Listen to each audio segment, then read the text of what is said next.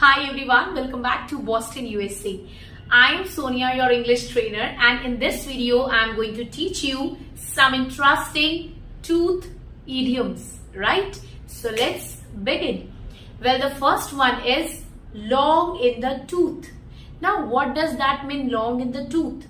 ये एक funny way है किसी को ये बोलने का कि यार तुम अपनी उम्र तो देखो, बूढ़े हो तुम, कब्र में पैर लटक रहे हैं तुम्हारे, राइट? सो इस बात को बहुत ही ह्यूमरसली कहने के लिए हम लोग बोलते हैं long in the tooth. It's a humorous way of saying someone is too old.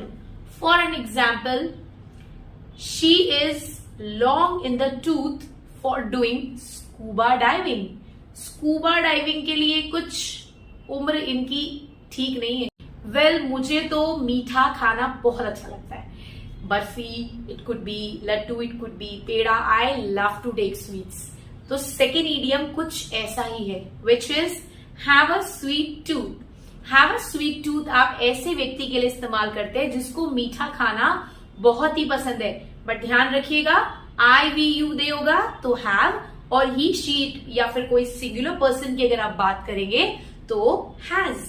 For an example, मुझे मीठा खाना बहुत अच्छा लगता है. I have a sweet tooth. आपकी फ्रेंड को भी मीठा खाना बहुत अच्छा लगता है. Your friend has a sweet tooth. Now let me give you an example.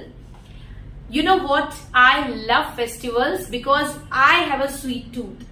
And you know, festivals are the perfect occasions to enjoy the sweets. कभी आप लोगों ने भी जी जान लगाई है किसी काम को करने के लिए? धरती आसमान कभी एक किया है किसी चीज को पाने के लिए? So our next idiom is related to this, which is to fight tooth and nail. To fight tooth and nail का मतलब होता है कड़ी मेहनत करना, जी जान लगा देना किसी चीज को पाने के लिए, उसमें सक्सीड होने के लिए, राइट? जैसे कि बहुत सारे लोग हैं जो इंग्लिश सीखने के लिए ना जी जान लगा रहे हैं, बट ये चैनल नहीं फॉलो कर रहे हैं हमारा, right?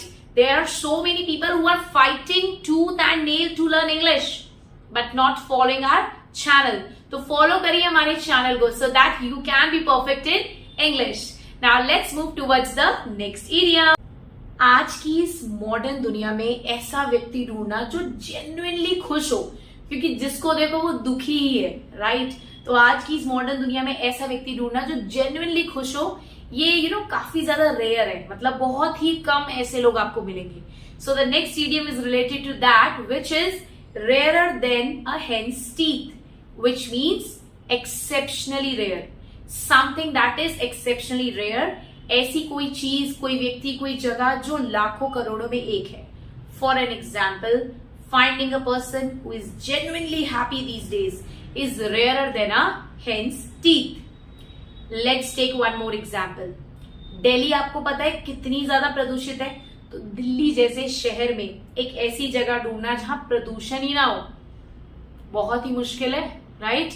Finding a place in Delhi where there is no pollution is rarer than a hen's teeth. Well, the next idiom is like pulling teeth. अब नाम से ही आपको समझ आ रहा होगा, दांतों को खींचना. आप खुद सोचिए, दांत को खींच के आप निकाल सकते हैं? नहीं निकाल सकते, बहुत मुश्किल है और बहुत पेनफुल भी है. तो इसका मीनिंग भी कुछ ऐसा ही है. कोई भी चीज जिसको करना बहुत ही मुश्किल है, जो मतलब बहुत ही अनप्लेजेंट एक्सपीरियंस आपको देगी, राइट? तो उसके लिए हम बोलते हैं लाइक पुलिंग टीथ, जो बहुत ही कठिन है, बहुत ही संघर्ष भरी है. तो that is what we mean by like pulling teeth. For an example, पिछली शादी में उसने बहुत ज्यादा फिजिकल और मेंटल अब्यूज झेला है, और अब इसके बाद दोबारा शादी करना उसके लिए बहुत ही मुश्किल है, right? She faced a lot of physical and mental abuse. Now getting married again for her is like pulling teeth. एक और एग्जाम्पल मैं आपको देती हूँ. You know that आजकल कितने ज्यादा स्कैम्स हो रहे हैं, specially in the exams of government jobs. तो ऐसे में गवर्नमेंट जॉब पाना इंडिया में ड्यू टू करप्शन वाकई में क्या हो चुका है, बहुत ही ज्यादा संघर्ष भरा हो चुका है. So getting a government job in India is like pulling teeth. Pulling. Here comes the next one, which is arm to the teeth. Arm to the teeth का मतलब होता है अगर आपके पास काफी सारे अस्त्र शस्त्र है, आप अस्त्र शस्त्र से पूरी तरीके से गार्डेड हो, सुरक्षित हो, प्रोटेक्टेड हो. So that's what we mean by arm to the teeth. For an example, both the teams were armed to the teeth in order to win the war. यानी दोनों ही जो टीम्स हैं वो अस्त्र शस्त्रों से लदी हुई है, घिरी हुई है, पूरी तरीके से रेडी है वॉर को जीतने के लिए. Okay, that's what we mean by arm to the teeth. Well, मुझे अपनी फ्रेंड के साथ गप्पे मारना, बातें करना बहुत अच्छा लगता है. It's one of my favourite activity, I can say that I love to do, because हम लोग मिलते भी बहुत कम है. तो अगर आपको भी आपको भी अच्छा लगता होगा ऑफ कोर्स अपने फ्रेंड्स, अपने लव्ड वंस के साथ इनफॉर्मली, फ्रेंडली वे में बात करना, तो इसी के लिए हमारा नेक्स्ट इडियम है which is chew the fat. Chew the fat.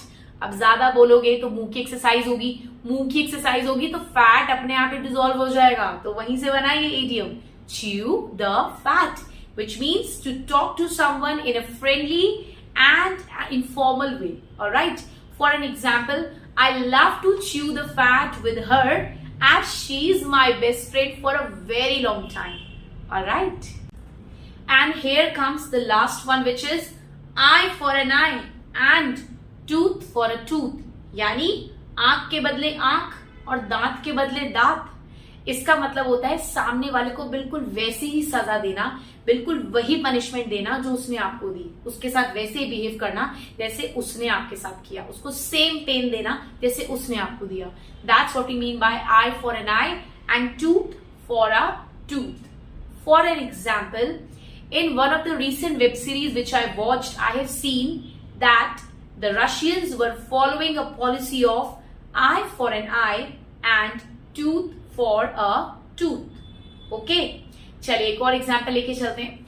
आपने बहुत सारे वॉर्स इंडिया के देखे होंगे जिसमें हमने देखा होगा इंडिया कभी भी ऐसे इंस्टेंट बदला नहीं लेता था, लेकिन अब because of our prime minister Modi ji we believe in instant result. तो अगर आप पंगा लेंगे तो हम भी आपको वैसे ही रिवर्ट करेंगे. So now India is all ready to have eye for an eye and tooth for a tooth. Alright, I hope आपको ये टूथ इडियम्स अच्छे लगे हैं. Share this video with your friends जिसको जरूरत है अपनी इंग्लिश अपग्रेड करने की, नए इडियम्स को सीखने की. एक चीज आप लोगों ने ध्यान रखनी है, इन इडियम्स के थ्रू आप अपनी इंग्लिश को अपग्रेड कैसे करते हैं. कोई भी बात को नॉर्मल वे में ना कहकर अगर आप एडवांस्ड वे में कहोगे तो naturally you will sound better in comparison to the other people. Okay, that's how you can uplift your English. Keep on learning like this with Boston USA Dehradun. See you in the next video. Ciao everyone.